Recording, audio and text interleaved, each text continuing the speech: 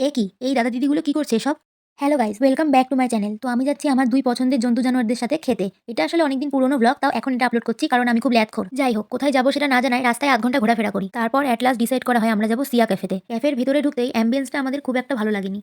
আসলে আমরা আমাদের বার্থডে ট্রিট দিলাম একে অপরকে। যাই হোক, তারপর একটা সুন্দর টেবিলে বসলাম আর শুরু করলাম ফটোশুট। আমাকে দিয়ে ভালো, ভালো ফটো তুলিয়েছে বাদর মহিলাগুলো। না, মিথ্যা কথা বলব না, আমাকেও ভালো ফটো তুলে দিয়েছে। তারপর খাবার অর্ডার দিতে গেলাম আর অর্ডার দিলাম একটা 139 এর চিকেন কম্বো আর একটা পিজ্জা পকেট 99 এর। জাস্ট ভাবো তোমরা, আমি ৯৯ টাকা দিয়ে এই ফালতু মার্কা জিনিসটা অর্ডার করেছি। কি বুদ্ধি আমার! যাই হোক, যা অর্ডার করেছি সেগুলো মুখ বুজে খেয়ে নিলাম। কারণ ফেলে তো দিতে পারবো না। বাবা তো আমার মুকেশ আম্বানি না।